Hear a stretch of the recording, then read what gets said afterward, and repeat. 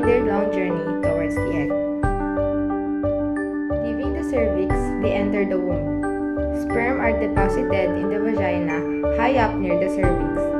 The sperm immediately begin swimming, and some will find their way into the cervix. Every month, the female ovulates one mature egg from one of her ovaries. This egg leaves ovarian follicles and is captured in the end of the fallopian tube. Here, it will begin to move slowly down the tube towards the womb. However, for a pregnancy to develop, it must first meet the sperm from the male while it is still held in the fallopian tube. The vagina and the womb are quite hostile environments for sperm. However, once the sperm reach the fallopian tubes, they are mainly free from potential negative effects of the woman's immune system. Only 1 in 14 million of ejaculated sperm will reach the fallopian tube. But once there, the sperm should pick up chemical signals from the egg to help them find their way forward. Many sperm will bind to the shell, but only 1 sperm will be allowed to go all the way through to reach the egg inside.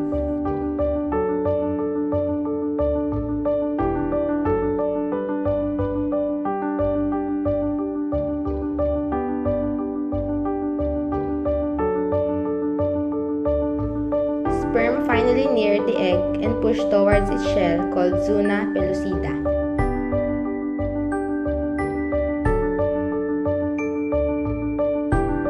Once the sperm has gained entry to the egg, a complex chain of events occur over a period of 16 hours, culminating in the sperm's genetic material, forming a structure called male pronucleus, and the egg's genetic material, forming a female pronucleus.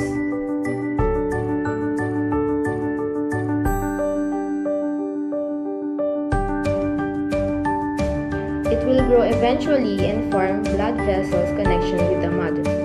This stage of connecting the womb wall is called implantation, and is another critical stage in achieving a pregnancy.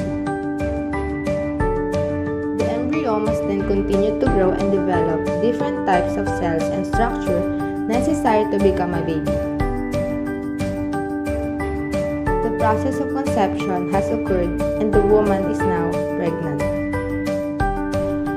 On the first month, embryo is implanted to the uterus. Primitive brain and spinal cords are formed and the heart starts to beat.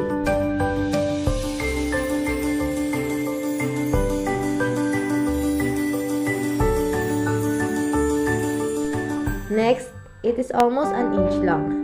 Brain and spinal cords are almost complete. Primitive structures of all major organs are being formed.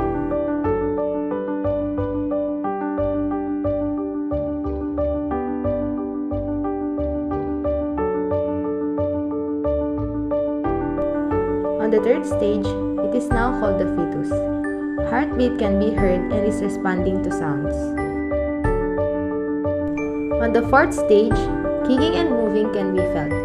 Lanugo and vernix are developed. Umbilical cord thickens and the sex can be determined.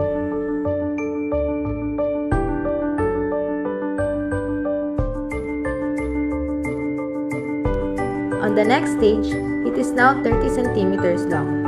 Respiration and urination begins.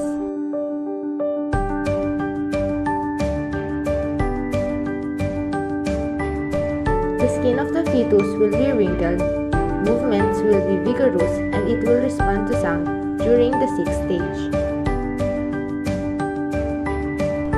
On the seventh stage, fingerprints are developed.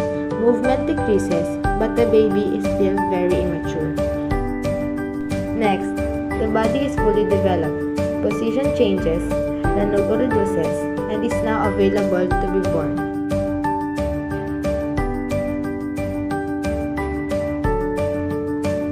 Last, the baby is now in the perfect condition. The lungs start to breathe on their own, and the immune system is ready to fight infection.